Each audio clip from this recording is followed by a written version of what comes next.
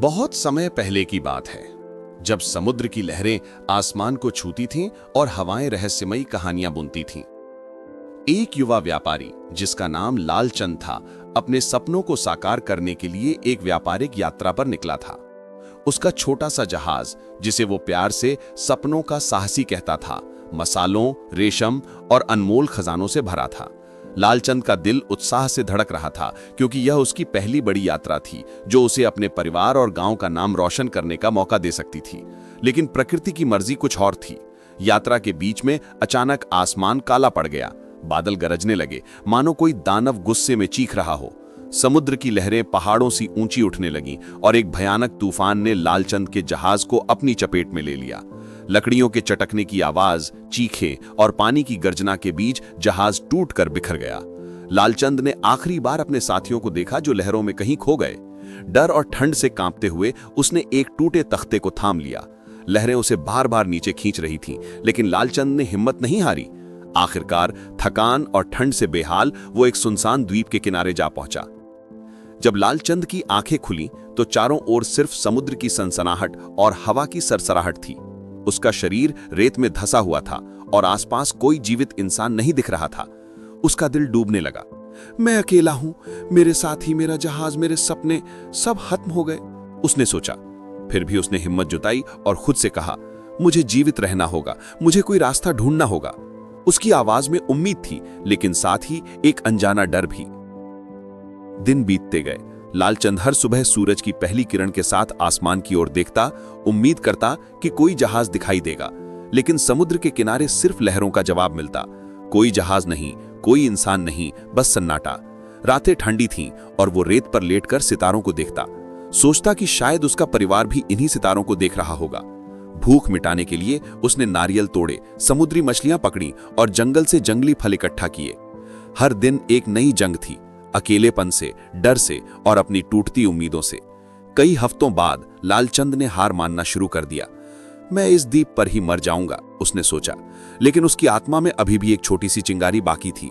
उसने फैसला किया कि अगर उसे यहीं रहना है तो वो अपने लिए एक आश्रय बनाएगा। उसने पेड़ों की टहनियों, सूखे पत्तों और जहाज के टूटे हिस्सों से एक छोटी सी झोपड़ी बनाई।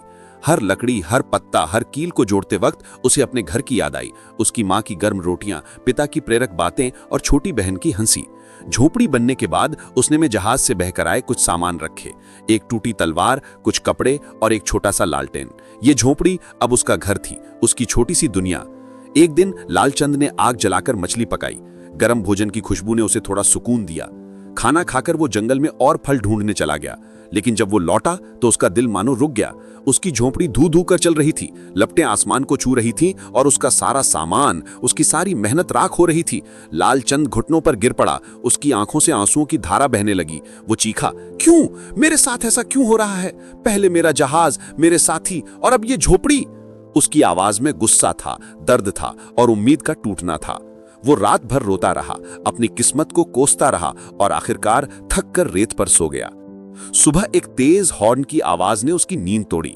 लालचंद ने आंखें खोली और दूर समुद्र में एक जहाज को किनारे की ओर आते देखा।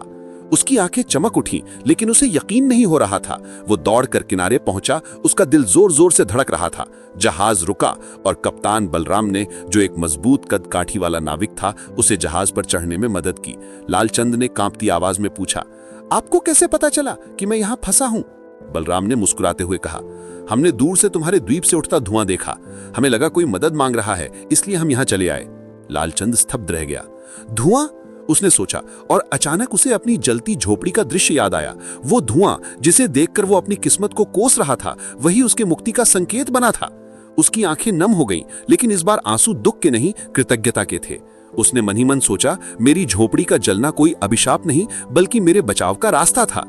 लालचंद जहाज पर सवार होकर अपने घर की ओर लौटा, लेकिन अब वो पहले वाला लालचंद नहीं था। उसके दिल में एक नया विश्वास जाग चुका था। उसने सीख लिया था कि जीवन हमेशा हमारी योजनाओं के अनुसार नहीं चलता।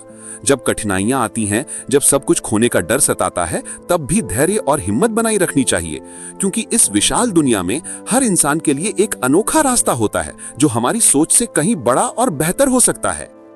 सीख, दोस्तों, जब जीवन में मुश्किलें आएं, जब लगे कि सब कुछ आपके खिलाफ है, तो रुकें, सांस लें और हिम्मत रखें।